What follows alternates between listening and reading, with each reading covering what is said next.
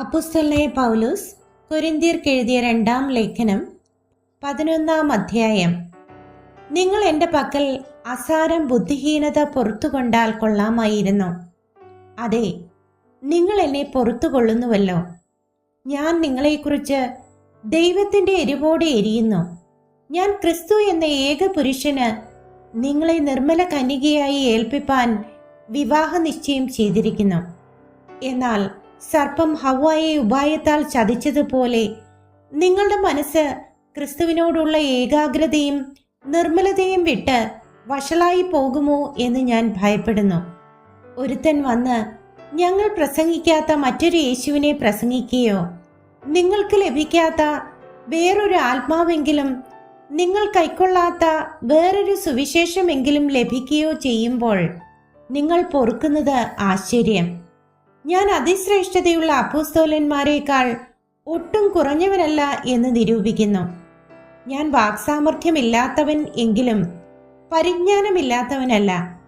ഞങ്ങളത് നിങ്ങൾക്കെല്ലായ്പ്പോഴും എല്ലാ വിധത്തിലും വെളിപ്പെടുത്തിയിരിക്കുന്നുവല്ലോ. അല്ലെങ്കിൽ ഞാൻ ദൈവത്തിൻ്റെ സുവിശേഷം നിങ്ങൾക്ക് സൗജന്യമായി പ്രസംഗിച്ചുകൊണ്ട് നിങ്ങൾ ഉയരേണ്ടതിന് എന്നെ തന്നെ താഴ്ത്തുകയാൽ പാപം ചെയ്തുവോ? നിങ്ങളുടെ ഇടയിൽ ശുശ്രൂഷ ചെയ്യുവാൻ ഞാൻ മറ്റ് സഭകളെ കവർന്ന് അവരോട് ചെലവിന് വാങ്ങി.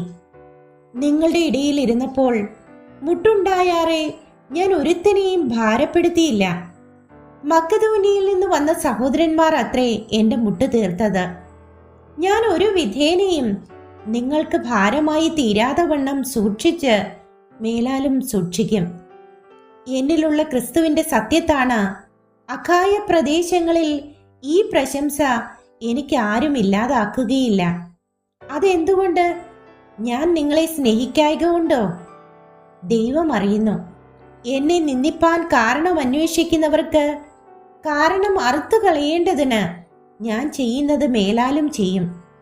അവർ പ്രശംസിക്കുന്ന കാര്യത്തിൽ ഞങ്ങളെപ്പോലെ അവരെ കാണട്ടെ.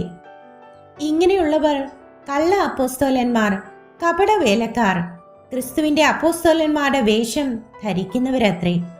അത് ആശ്ചര്യവുമല്ല. സാത്താൻ താനും വെളിച്ചദൂതന്റെ വേഷം ധരിക്കുന്നുവല്ലോ. ആകയാൽ അവന്റെ ശുശ്രൂഷക്കാർ നീതിയുടെ ശുശ്രൂഷക്കാരുടെ വേഷം ധരിച്ചാൽ അതിശയമല്ല. അവരുടെ അവസാനം അവരുടെ പ്രവൃത്തികൾക്കൊത്തതായിരിക്കും. ആരും എന്നെ ബുദ്ധിഹീനൻ എന്ന് വിചാരിക്കരുത് എന്ന് ഞാൻ പിന്നെയും പറയുന്നു. വിചാരിച്ചാലോ, ഞാനും അല്പം പ്രശംസിക്കേണ്ടതിന് ബുദ്ധിഹീനനെ പോലെയെങ്കിലും എന്നെ കൈക്കൊള്ളുവിൻ. ഞാൻ ഈ സംസാരിക്കുന്നത് കർത്താവിന്റെ ഹിതപ്രകാരമല്ല.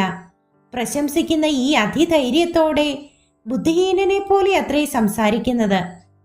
പലരും ജഡപ്രകാരം പ്രശംസിക്കയാൽ ഞാനും പ്രശംസിക്കും. നിങ്ങൾ ബുദ്ധിമാന്മാർ ആകയാൽ ബുദ്ധിഹീനരെ സന്തോഷത്തോടെ പൊറുക്കുന്നുവല്ലോ. നിങ്ങളെ ഒരുവൻ അടിമപ്പെടുത്തിയാലും ഒരുവൻ തിന്നു കളഞ്ഞാലും ഒരുവൻ പിടിച്ചുകൊണ്ടു പോയാലും ഒരുവൻ അഹങ്കരിച്ചാലും ഒരുവൻ നിങ്ങളെ മുഖത്തടിച്ചാലും നിങ്ങൾ പൊറുക്കുന്നുവല്ലോ. അതിൽ ഞങ്ങൾ ബലഹീനരായിരുന്നു എന്ന് ഞാൻ മാനം കെട്ട് പറയുന്നു. എന്നാൽ ആരെങ്കിലും ധൈര്യപ്പെടുന്ന കാര്യത്തിൽ ഞാൻ ബുദ്ധിഹീനനായി പറയുന്നു. ഞാനും ധൈര്യപ്പെടുന്നു. അവർ എബ്രായരോ? ഞാനും അതെ. അവർ ഇസ്രായേല്യരോ? ഞാനും അതെ. അവർ അബ്രഹാമിന്റെ സന്തതിയോ? ഞാനും അതെ. ക്രിസ്തുവിന്റെ ശുശ്രൂഷക്കാരോ? ഞാൻ ബുദ്ധിഭ്രമമായി സംസാരിക്കുന്നു. ഞാൻ ഏറ്റവും അധികം അധ്വാനിച്ചു. അധികം പ്രാവശ്യം തടവിലായി. അനവധി അടി കൊണ്ടു. പലപ്പോഴും പ്രാണഭയത്തിലായി. യഹൂദരാൽ ഞാൻ ഒന്നു കുറയ 40 അടി 5 വട്ടം കൊണ്ടു. 3 വട്ടം കോലിനാൽ അടികൊണ്ടു. ഒരിക്കൽ കല്ലേറുകൊണ്ടു. 3 വട്ടം കപ്പൽ ഛേദത്തിൽ അകപ്പെട്ടു. ഒരു രാപ്പകൽ വെള്ളത്തിൽ കഴിച്ചു. ഞാൻ പലപ്പോഴും യാത്ര ചെയ്തു.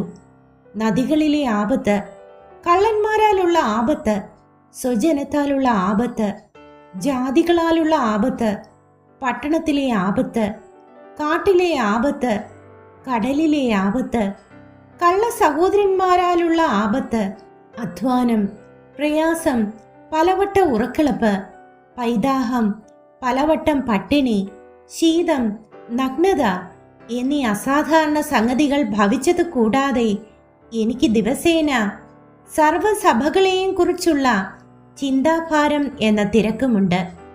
ആർ ബലഹീനനായിട്ട് ഞാൻ ബലഹീനനാകാതെ ഇരിക്കുന്നു? ആർ ഇടറിപ്പോയിട്ട് ഞാൻ അഴലാതിരിക്കുന്നു? പ്രശംസിക്കണമെങ്കിൽ എൻ്റെ ബലഹീനത സംബന്ധിച്ച് ഞാൻ പ്രശംസിക്കും.